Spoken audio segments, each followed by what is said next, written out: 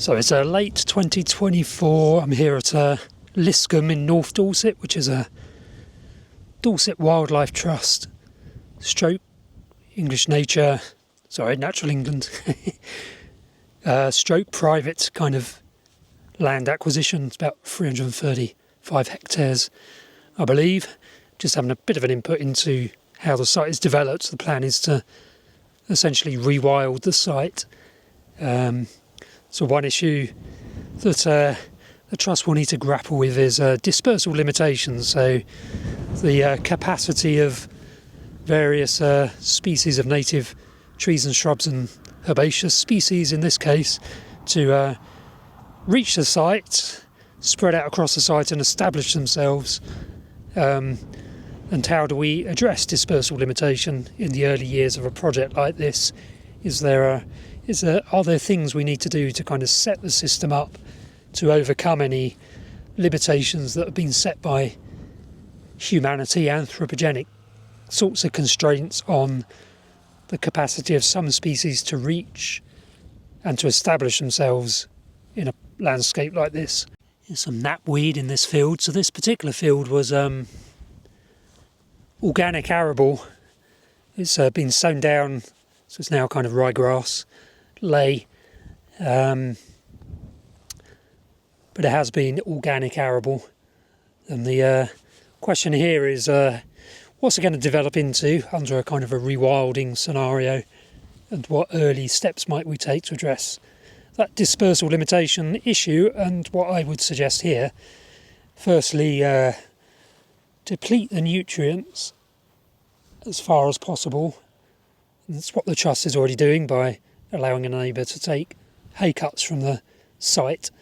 So take several hay cuts over the summer, over the next year or two, or maybe 3, just to deplete nitrates in particular, or nutrients in particular. I'm not sure about phosphates.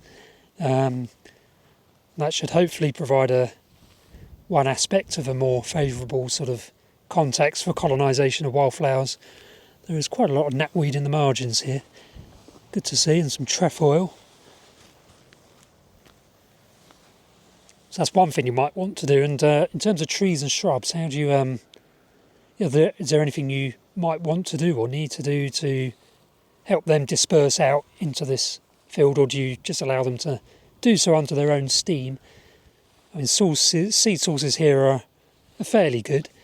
Got lots of blackthorn and hawthorn, and lots and lots of hazel, very little oak, plenty of ash, lots of sycamore. Sycamore is one of the dominant sort of hedgerow and canopy trees, and any little copses there are here. Not so many of the kind of what I would think of coming from the Isle of Wight as typical chalk grassland shrubland species, like spindle and wayfaring tree and dogwood. There's a bit of that scattered in the hedgerows, not much. So they may take some time to arrive out in the middle of these fields in a developing shrubland. You've got to remember, in this kind of context, for the first 3, 4, 5 decades, it's going to be an early successional open shrubby grassland mosaic under a rewilding scenario. And beyond that, depending on how the site develops, it might turn into kind of a wood pasture on chalk or closed canopy woodland in some areas.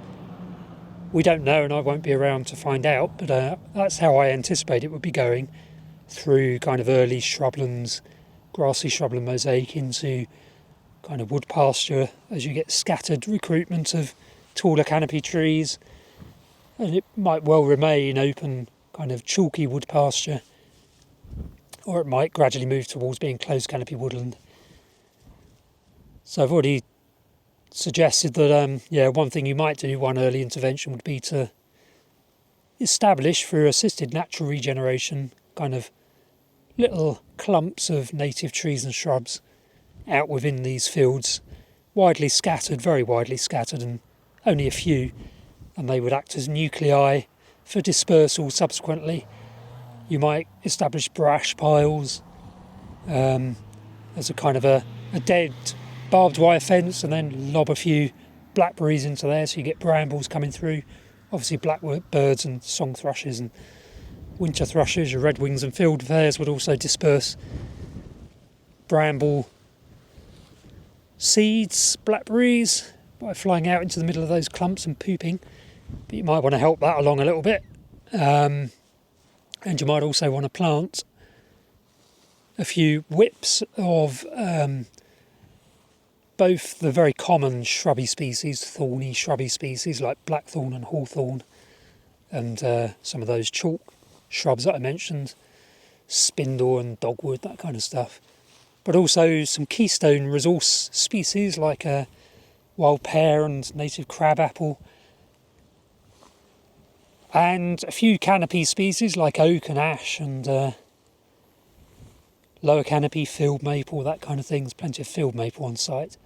So it's just a bit of a helping hand, and I'm kind of addressing some of the dispersal limitations that are imposed on those species by humanity, by the fact we've removed some of their dispersal agents, your oryx and wild horse and that sort of thing from the landscape, so they're slightly more constrained than they might otherwise be because of what we've done, although there's still plenty of jays and that sort of thing going through this kind of landscape.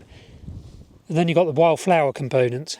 So this has been organic arable, but the thatch here, the sward is pretty thick.